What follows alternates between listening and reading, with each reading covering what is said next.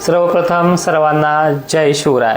काल बीड जिल्हा जालन्यातल्या दक्षिण भागांमध्ये घनसावंगी, मंठा, परतूर अशा काही भागांमध्ये चांगला जोरदार पाऊस बरसलाय। घनसावंगीमध्ये अनेक ठिकाणी वादळी वाऱ्यासह पाऊस झालाय। अंबड, शहागड पट्ट्यातही काही ठिकाणी हा पाऊस झालेला आपण पाहिलेत। महाराष्ट्राची आता पुढची कंडिशन आज 9 जून ते पुढच्या 15, 16 किंवा 22, 23 पर्यंतच्या पेरण्याचा काळ आपण सांगितलाय।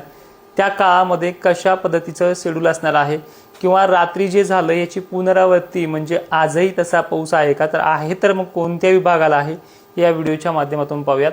मित्रांनो, आजपासून वारे मुंबईमध्ये दाखल झालेत। मोसमी वारे म्हणजे मान्सून मुंबईमध्ये दाखल झालाय। सांगली, सोलापूर, कोल्हापूर तसेच रत्नागिरी, सिंधुदुर्ग, कोकण पूर्ण व्यापून मुंबईपर्यंत मजल मारले। शासकीय अधिकृत घोषणा कोणत्याही क्षणी होऊ शकते। त्याचबरोबर महाराष्ट्राच्या या मान्सूनची जी काही वाटचाल आहे ती आता उत्तरेकडे सरकताना दिसते आहे।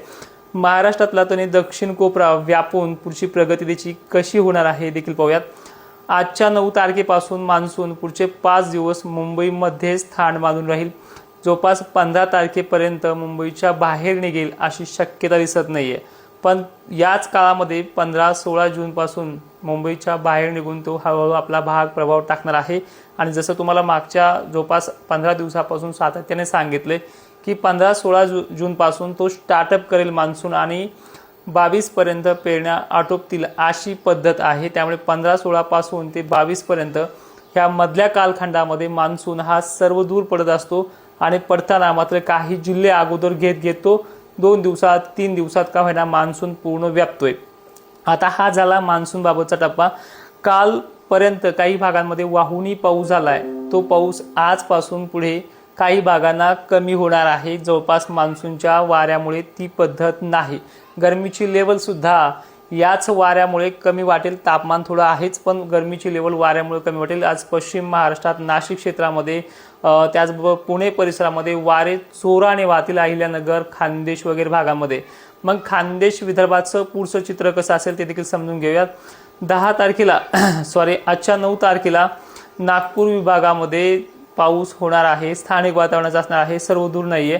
त्याचबरोबर उत्तरेकडील भाग जो म्हणजे चंद्रपूर उत्तर भाग, त्याचबरोबर स्थानिक वातावरणाचा पाऊस पूर्व विदर्भातल्या काही मोजक्या भागांना होऊ शकतो। संध्याकाळपर्यंत ही दाखल असणार आहे। चंद्रपूरचा देखील समावेश आहे।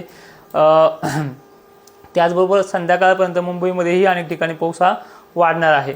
त्याचबरोबर 10 तारखेला म्हणजे उद्या कोल्हापूर, सोलापूर, तुरळक ठिकाण, बेलगाव जे हुबळी कर्नाटक आहे अनेक ठिकाणी, नागपूरमध्ये मोजक्या ठिकाणी म्हणजे हा मान्सूनच्या वाऱ्याचा प्रभाव असेल। त्यामुळे महाराष्ट्रात 2-3 दिवस वातावरण हे डाऊनफॉलमध्ये आहे। त्याचबरोबर 11 तारखेला सुद्धा चंद्रपूर तुरळक ठिकाणी मोसमी वारे जवळपास लातूरपर्यंत आपला प्रभाव टाकायला सक्रिय होतील आणि याच भागामध्ये ढगाळलेली परिस्थिती आणि वातावरण थोडं शांत व्हायला देखील पाहायला मिळेल। पावसाची शक्यता नाही मात्र। त्याचबरोबर मराठवाड्यामध्ये आणि खानदेशामध्ये पहिल्यांदाच आभाळ झाकळून येईल। 13 आणि 14 तारखेला पावसाची शक्यता अगदी नॉर्मल तुरळक ठिकाणी शितोडे पडतील। धुळे, जळगाव या भागामध्ये। मात्र या काळामध्ये मुंबईमध्ये अत्यंत प्रभावी असा पाऊस ह्या 12-13ला आणखीन वाढणार आहे। त्यामुळे तुम्हाला मागेच म्हटलोय हा मुक्काम करून बाहेर पडायच्या टायमिंगला याची सुरुवात जास्त होईल आणि ती मॉडेलनुसार पाहायला मिळते। याच्यामध्ये छत्रपती संभाजीनगरला 14 तारखेला थोडेसे शितोडे आहेत, पण पेरणीच्या लागीचा कार्यकाळ हा नाही। त्याचबरोबर नागपूर क्षेत्रामध्ये 14 आणि 15ला चांगला ते अतिवृष्टी सदृश्य देखील पाऊस होऊ शकतो, कारण की पोषक परिस्थिती अशी आहे की मोसमी वाऱ्याने आणलेले ढग ह्या नागपूर जिल्ह्यामध्ये, अमरावतीमध्ये, चंद्रपूरमध्ये, वर्धामध्ये ही पद्धत लागू करू शकते। आणि याच टायमिंगपासून राज्यातल्या मराठवाड्याच्या आणि विदर्भाच्या भागांमध्ये जो सर्वव्यापी पाऊस असतो तो इथून पुढे स्टार्ट होईल। याच्यामध्ये बुलढाणा जिल्हा आहे, अकोला आहे, लातूर आहे, जालना आहे, चंद्रपूर आहे, यवतमाळ आहे। या 15 तारखेपासून थोडीफार का होण्यास सुरुवात सगळ्यांना सारखी ही पडताना दिसते आणि एक्झॅक्टली 15-16ला आपण ज्या धुरळ पेरण्यासाठी ज्यांची कोरडी माती आहे अशा शेतकऱ्यांना इथून पुढे करायला हरकत नाही, कारण की 22 पर्यंत राज्यातल्या अनेक ठिकाणी पेरण्या ह्या मार्गी लागून काहीच्या आवरतील सुद्धा अशी पद्धत ह्या मान्सूनची आहे। एक्झॅक्टली मान्सून 15-16ला राज्य व्यापणार आहे। त्याच्या 1-2 दिवसात तो पडायलाही सुरुवात करेल, सगळीकडे तो पडणार आहे आणि 22 पर्यंत अशी ओल होईल की सगळ्यांच्याच पेरण्या खानदेश संकट आटोपतील अशी पद्धत या मान्सूनची आहे। यामध्ये थोडा जरी बदल झाला 1-2 दिवसाचा तो समजून घेत चला, कारण की मान्सूनची पद्धत जी आहे लॉंग टर्म अंदाजामध्ये 1-2 दिवस मागे पुढे होत आहेत.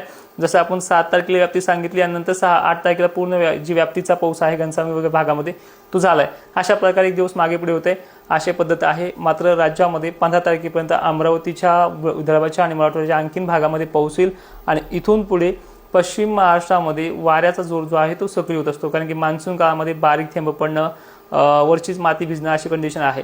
मग ह्या व्हिडिओमध्ये काय समजून घ्यायचं आहे की स्थानिक लेवलला पडणारा जो पाऊस होता मान्सूनचा पूर्व पाऊस तो आता 15 तारखेच्या आतमध्ये आवरून जाईल. एक्झॅक्टली 12-13 तारखेच्या आतमध्ये आवरून जाईल. तिथून पुढे अवकाळी थांबणार आहे आणि 15-16 नंतर मान्सूनची जी काही सक्रियता आहे महाराष्ट्र व्यापण्यासाठी ती चांगल्याच पद्धतीनं पुढे येऊन प्रभाव टाकणार आहे आणि त्यानंतर अवकाळी पाहायला सुद्धा मिळणार नाही जवळपास 2 ते 3 महिने.